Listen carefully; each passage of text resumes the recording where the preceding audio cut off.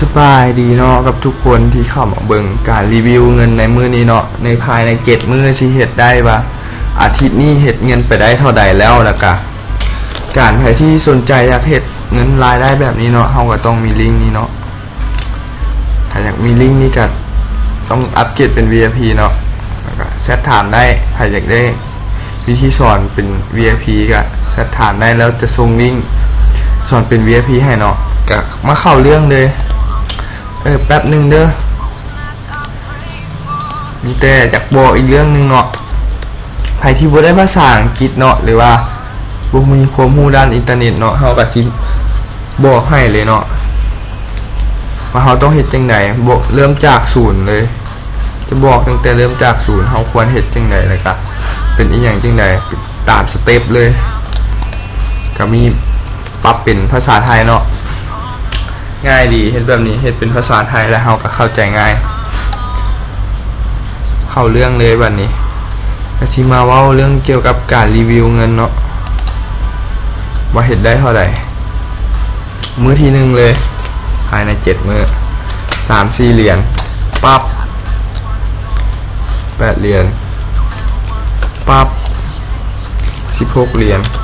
ปั๊บ3-4เหรียญปั๊บ30เหรียญปั๊บ20เหรียญปั๊บ28เหรียญปั๊บแล้วก็มือนี้เนาะ20เหรียญตกเป็นตามนี้เลย7มื้อ190เหรียญมื้อนี้วันที่9เนาะตกเข้าเลย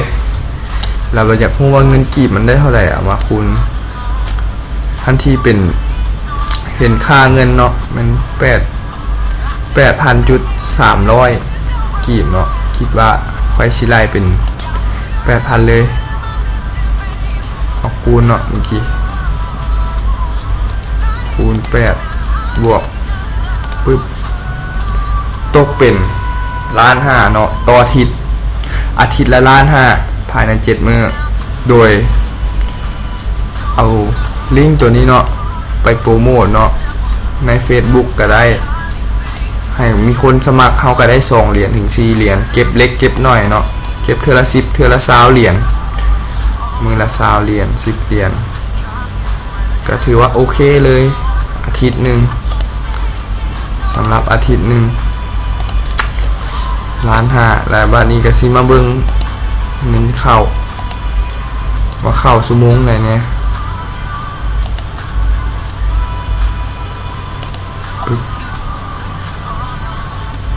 นี่ก็มีหลายชั่วโมงเข้าเนาะก็สิมีตั้งแต่ก็มีหลายอยู่ชั่วโมงเข้า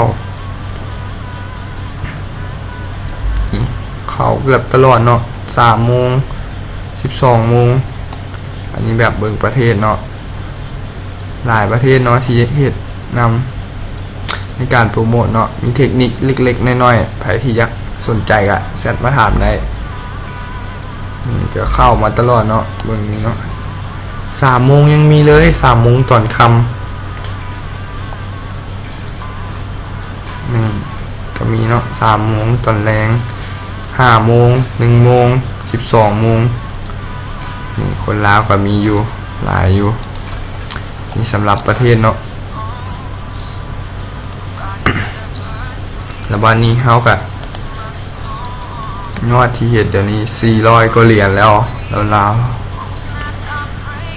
400กว่าเหรียญไล่ให้เบิ่งเลย420คูณ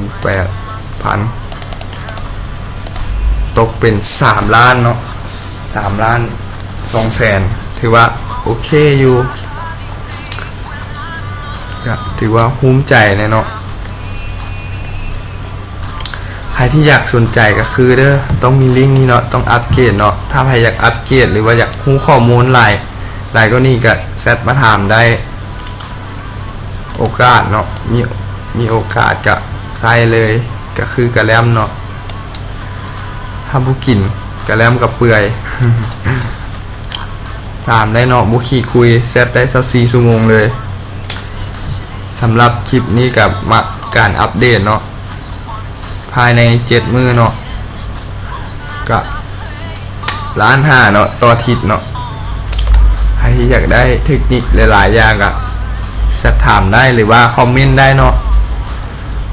คลิปนี้ก็สิมีซ้ำนี้เนาะก็ขอบใจที่เบิ่งมานำกัน